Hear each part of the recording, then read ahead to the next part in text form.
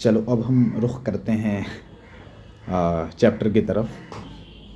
हमने जान लिया क्या क्या हम इस टॉपिक में बेसिकली पढ़ने वाले हैं, इस चैप्टर में पढ़ने वाले क्या क्या है। हमने एक बार मुख्तसर से नज़र डाल ली इस पर।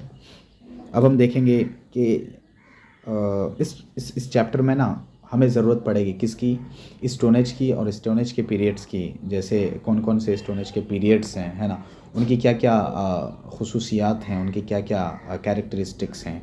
तो हम इनको देखेंगे ज़रूर, क्योंकि इनका देखना ज़रूरी है, क्योंकि आगे चल कर के जितने हमें कुछ एविडेंसेस मिलेंगे, बहुत सारी चीज़ें ऐसी मिलेंगी। अभी जब चैप्टर को पढ़ेंगे तो हमें पता चलेगा, तो वहाँ पे हमें इन चीज़ों की ज़रूरत पड़ेगी। इसी वजह से हम पहले स्टोन एज को ढंग से देख लेते हैं।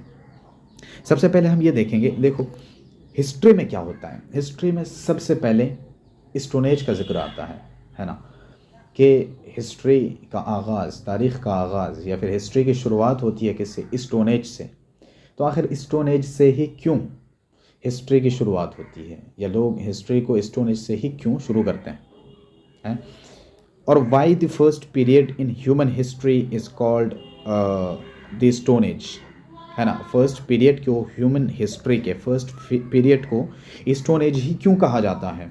तो देखो हम किस बेसिस पे ये अंदाज़ा लगाते हैं कि ये इतने साल की पुरानी चीज़ है, या फिर ये इस टाइम पीरियड की है ना। हम बेशक हमें कोई एविडेंस मिली होगी, है ना, कोई हमें चीज़ मिली होगी ऐसी जिसके बेसिस पे हम ये कंसीडर करते हैं, जिसके बेसिस पे हम ये एसेस करते हैं।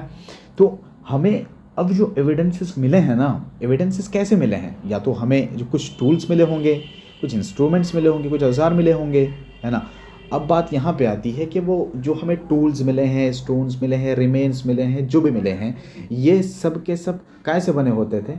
ये सब बने होते थे स्टोन के, है ना। यानी कि कहीं ना कहीं ये चीज़ ये दर्शाती है कि ह्यूमंस ने सबसे पहले जिन चीज़ों का यूज़ किया था ना, वो चीज़ें बनी हुई थी किससे? स्टोन से बनी हुई थी। अब जब सबसे पहले हमें स्टोन से बनी ही चीज़ें मिल रही है ना, तो इसी बेस पर हिस्ट्री का आगाज़ जो होता है वो किससे होता है? स्टोन से होता है, स्टोन एज से होता है। Because it is characterized by when early humans who are called, यहाँ पे गिवमैन नहीं, केवमैन, यानी कि अर्ली ह्यूमंस को क्या कहते हैं? केवमैन भी कहते हैं,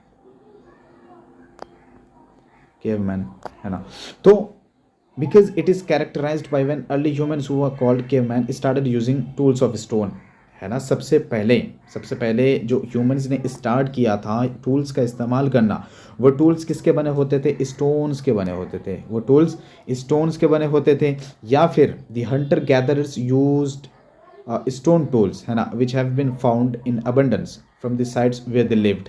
या तो जहाँ पे हंटर गैदरर्स रहते थे, जहाँ पे वो लोग गुजारा करते थे, तो वहाँ से हमें क्या मिले हैं? वहाँ से हमें टूल्स मिले हैं। और वो टूल्स भी किससे बने हुए हैं? वो टूल्स बने हुए हैं स्टोन्स के, ठीक है। तो सबसे पहले जो हमें चीज़ें मिली हैं, जो इंस्ट्रूमेंट्स मिले हैं, जो हमें टूल्स मिले हैं, वो सब बने होते थे किससे? स्टोन्स के बने होते थे। इसी बेसिस पे हिस्ट्री का आगाज़ जो करते हैं किससे करते हैं? स्टोन एज से करते हैं। अब देखो स्टोन एज जो है ना, स्टोन एज इसकी भी अलग अलग क्लासिफिकेशंस हमें देखने को मिलती हैं। अब कुछ स्टोन एज का कोई पीरियड है जो बहुत लंबा है, बहुत बड़ा पीरियड है, कोई छोटा है ना। तो अब हम आगे देखते हैं कि स्टोन एज जो है ना, इसको किस तरह से क्लासिफाई किया गया है।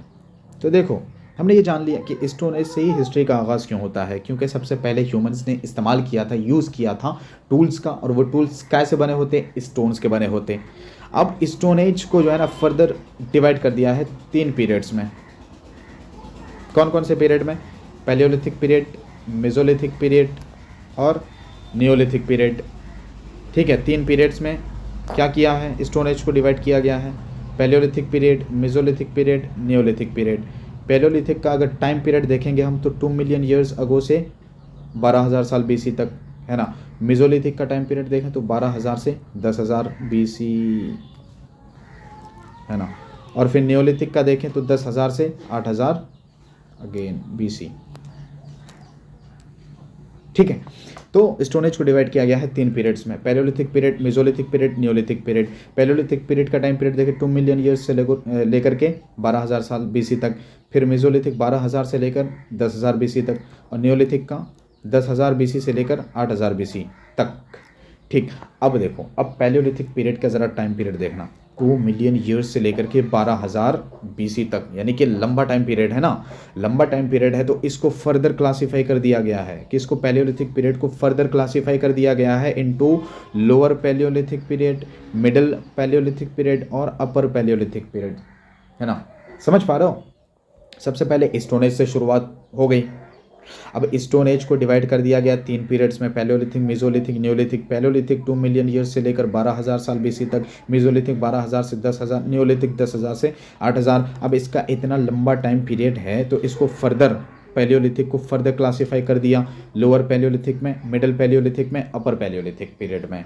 ठीक है, अब नेक्स्ट वीडियो में हम एक एक को इंडिविजुअली डिस्कस करेंगे। जैसे पैलियोलिथिक पीरियड को हम देखेंगे, इस पीरियड में क्या हुआ, है ना, फिर मेसोलिथिक में क्या हुआ, नियोलिथिक में क्या हुआ। इनका देखना बहुत ज़रूरी है, क्योंकि तभी जाकर के हम आगे की चीज़ों को ईजिली समझ पाएंगे, वरना फिर चीज़ें कॉम्प्लेक्स हो जाएंगी, है ना। और हम कोशिश कर रहे हैं कि बहुत ही सिंप्लीफाई करें हम चीज़ों को, बहुत ही ईजी वे में हम चीज़ों को कवर करते हुए चलें। ठीक है, तो नेक्स्ट वीडियो में हम पैलियोलिथिक पीरियड को, मेसोलिथिक पीरियड, नियोलिथिक पीरियड एक एक को देखेंगे कि कौन कौन से पीरियड में कौन कौन सी चीज़ें हुई।